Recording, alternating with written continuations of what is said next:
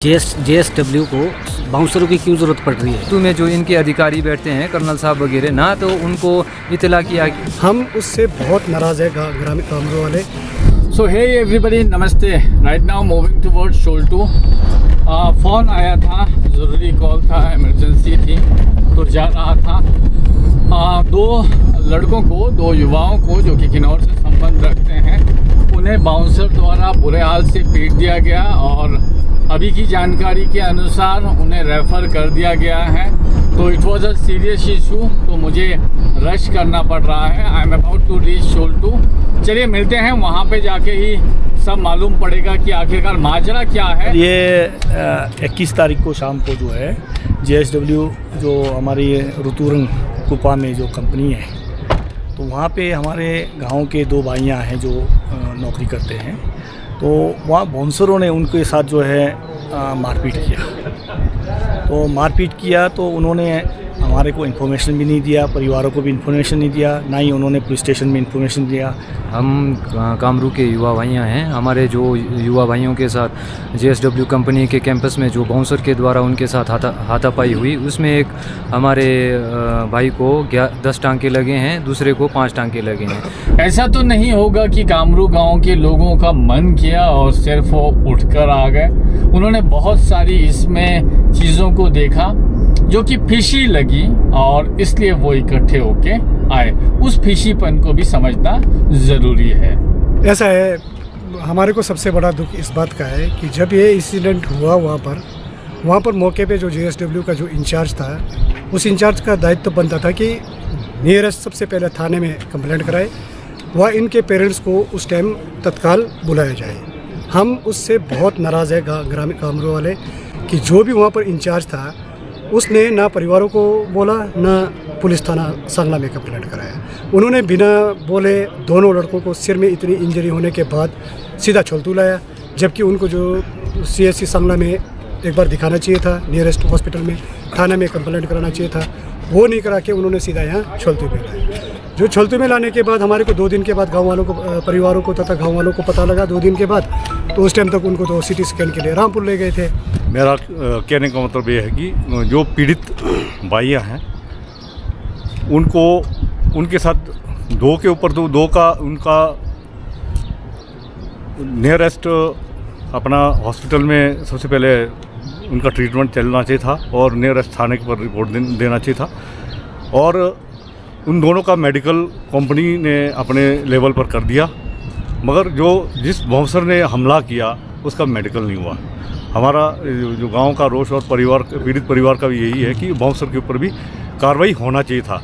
उन्होंने चोरी के तरीके से उसको यहाँ से चाहे भगाया बोलो चाहे निकाला बोलो, यहाँ से निकाल दिया। और पुलिस पहले तो कानूनी तरीके से तो वो भी यहाँ हाज़िर होना चाहिए था, उसको रातों रात यहाँ से भगाया, और हमारा ये रोष है।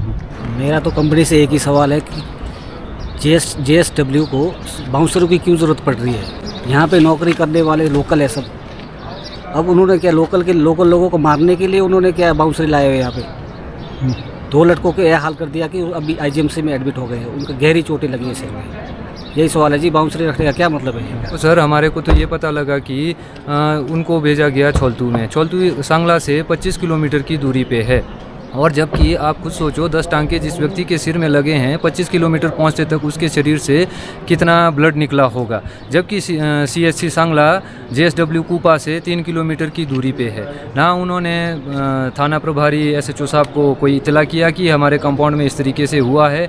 उन्होंने कानून को अपने हाथ में लिया। कंपनी के इंचार्ज और जो वहाँ पे सिक्योरिटी में तैनात, जो उस वक्त रात को सिक्योरिटी में तैनात थे, वो सभी सबूतों को मिटाने के दोषी पाए जाते हैं। उन्होंने ना तो परिवार वालों को सूचित किया, ना थाना प्रभारी को सूचित किया।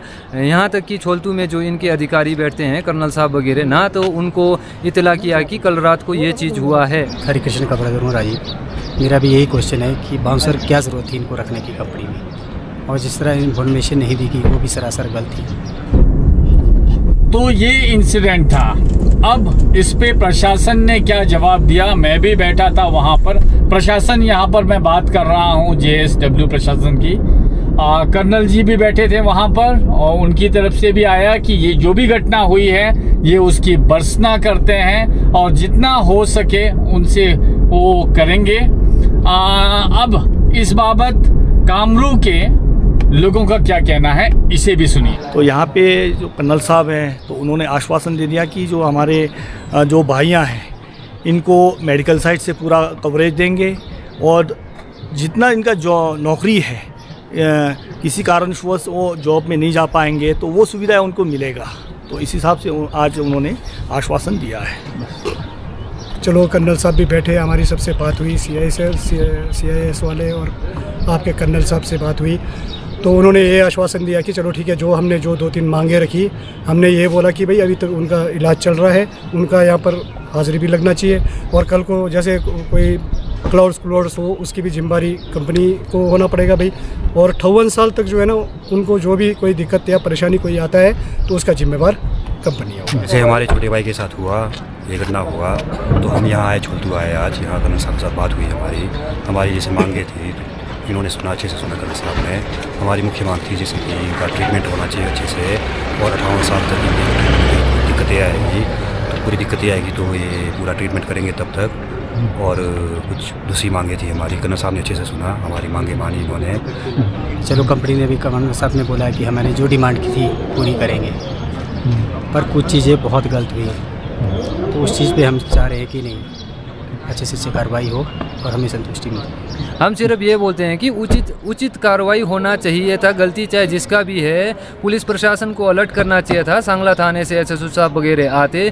MLC रिपोर्ट आपका 3 किलोमीटर दूर CSC सांगला में हो सकता था, 25 किलोमीटर दूर नीचे लाने का क्या तुक बनता है। देखिए, एक स्टैंडर्ड प्रोसीजर होता है, वो स्टैंडर्ड प्रोसीजर यहाँ पर लैग करता हुआ सा दिख रहा था।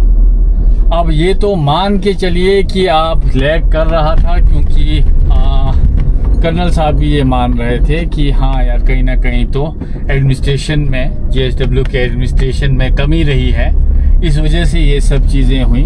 तत्काल रूप से उन्होंने वो जो SIS के थ्रू आए हुए बाउंसर थे और उन्हें निलंबित तो किया है, पर जी हाँ बहुत सारे सवाल तब भी रह जाते हैं कि प्रशासन में अभी बहुत ज़्यादा कमियां हैं JSW की, उनमें सुधार की ज़रूरत है। अब रेस्ट 15 दिन के अंदर मुआवजा और जो सब चीज़ें थी, प्रशासनिक जो कार्रवाई JSW की होगी, उसके अतिरिक्त पुलिस विभाग किस तरह वर्क करता है उस पर छोड़ दिया गया है। पुलिस विभाग तो अपना टाइम लेकर करेगा, खैर जो प्रशासनिक कार्रवाई जो JSW को करनी है उसे 15 दिन के अंदर करने को कहा है, क्योंकि कर्नल साहब खुद कह रहे थे कि he doesn't have any authority concerning this, he have to shift the letter towards Mumbai so that something concrete comes out। और 15 दिन का वेट करते हैं कि कॉन्स्टिट्यूशनल लिमिट्स में अपने हक हकूक की बात करना ये हमारा अधिकार है और ये हमसे एज अ इंडियन सिटीजन, भारतीय नागरिक से कोई नहीं छीन सकता है। We are the largest democracy. एक किनार एक आवाज। आप क्या सोचते हैं प्लीज लिखिएगा जरूर। नमस्ते।